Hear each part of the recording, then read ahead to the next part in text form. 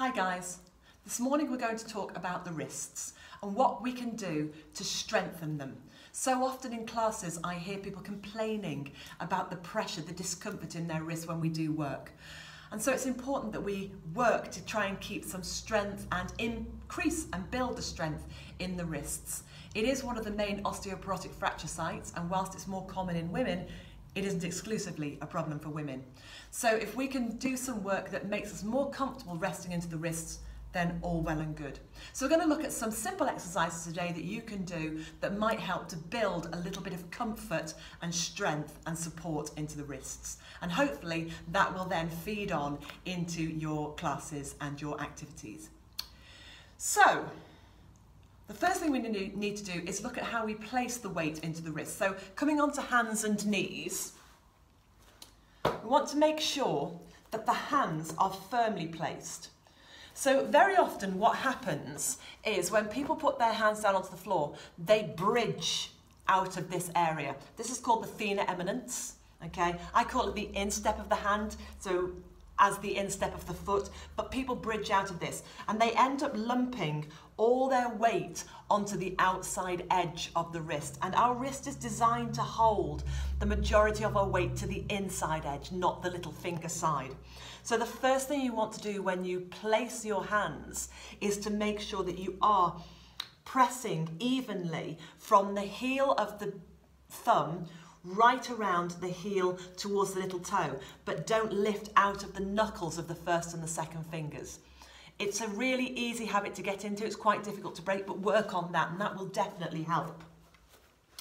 Assuming that you've done that, then all I'm going to ask you to do is to start wrist rocking. Okay, so from here, we have the weight directly above the wrists, and for a lot of people that's already going to be an issue. So maybe I'm spending a little bit of time here, but if you can, just moving forward, so transferring the weight forward and then moving it back to the upright position. So breathing out as you move forward, keeping the heels of the hands firmly down and then back. And then forward and then back. And you will feel the increase of tension running up through the back edge of the wrist and into the arm. So you need to do that about 5 or 6 times. That's all you need to do. Keep that instep of the hand connecting. And then when you've done that, just rest off. I like to bring the backs of the hands together so you get this bending back just to release that, but whatever works for you. Okay, and then come back up again. So this is a series of exercises and you can either do them all at once or you can break them up and do them bit by bit if you really struggle. Okay, so from having the fingers facing forward, so let's have the fingers facing forward, 12 o'clock on a clock face. From the upper arm, rotate your hands to 9 o'clock and 3 o'clock. So the fingers are at 9 o'clock and 3 o'clock, okay? And then again, make sure that you're connecting into the instep of the hands, the area from the thumb to the first finger. And then from here, just take it around 3 times in each direction into circles. So you're rolling around those wrist bones. So 3 times clockwise, 3 times anti-clockwise. You'll feel the pressure coming in and out of the wrists. And then again, when you've done that, rest off. Always rest off after each one. Okay, bringing yourself back up. Fingers are facing to 12 o'clock. Okay. From here, you're going to turn the fingers inwards. So again, rotate from the upper arm. Don't just move from the wrist, but rotate from the upper arm so that the heels of the hands are now at 3 and 9 o'clock. So you'd be like a little bulldog now with your elbows out. And then again, gently just start rolling around into those circles. Instep of the thumb and the first finger, connect. You'll feel the weight moving through the heel of the hand, going in and out of one hand, in and out of the other, 3 times in one direction, 3 times in the other. If you're really tight in the wrists, then these might feel less than comfortable. But again, worth just nibbling away at. And when you've done that, rest down, have a moment, and then come back up. So we've done 12 o'clock, fingers to 3 and 9, heels of the hands to 3 and 9. So from 12 o'clock, you're going to internally rotate. So again, from the upper arm, internally rotate as if you are going to turn your fingers all the way around to face your knees. So you've gone from taking the fingers from 12 o'clock and you've rotated in towards the thumb edge all the way around. This looks really weird. As a teacher, when I see my classes do this, it looks very, very odd. It looks like people have got their hands on back to front. And then again, gently rock forward and back. And you'll find this time that the tension comes from the rocking back more than the rocking forward. And again, you only have to do half a dozen of them.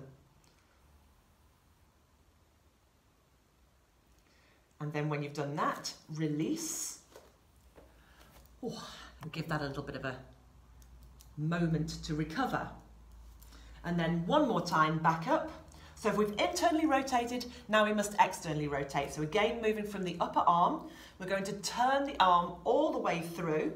So now we've got the inside edge of the arm facing forward, fingers are facing back towards the knees again. We want to again try and address this issue of lifting out of the thumb and first finger. And we rock again.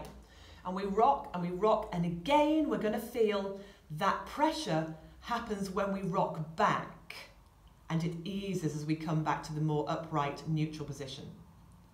You'll feel that strong stretch coming up through the forearm, out of the wrist. These aren't big movements, so don't try and overdo it. These aren't big movements at all. And then when you've done about half a dozen of those, just release. Good. So we've gone right around the rotation of the upper arm, able to get into all those different movements, trying to get and access as much of the movement around the wrist as possible. And again, you may find that you don't necessarily want to do all of those back to back, boom, boom, boom. You can just take a few and do a couple one day and do a couple the next day. But that downward pressure into the arm is really going to, into the wrist, is really going to be useful to start to build a little bit of strength, a little bit of direct strength into it. One word of caution I would say is just watch what happens to your elbows. If you are a person who has those weird little inside-out elbows that make my teeth itch, then try not to do that. Try to keep a touch of give in the elbow. You want to elevate and you want to open up, but you just don't want to lock everything backwards. So that's a word of caution there.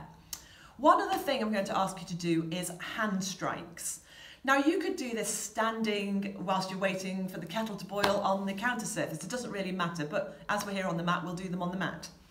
I get some of my older clients to do this because this hand striking is so good for creating a ricochet vibration that comes through the arm and up into their shoulder as well, where they can also be quite weak.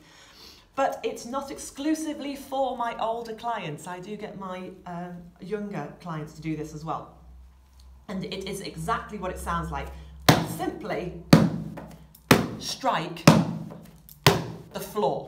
Okay, so that's all you need to do. Just strike the floor nice and firmly.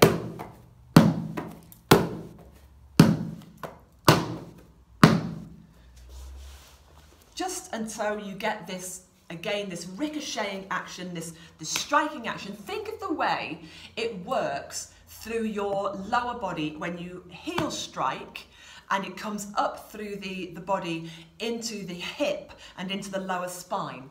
And once upon a very long time ago, when I used to teach line dancing, I used to get a lot of clients being referred from GPs who had, perhaps they were a little bit osteopenia.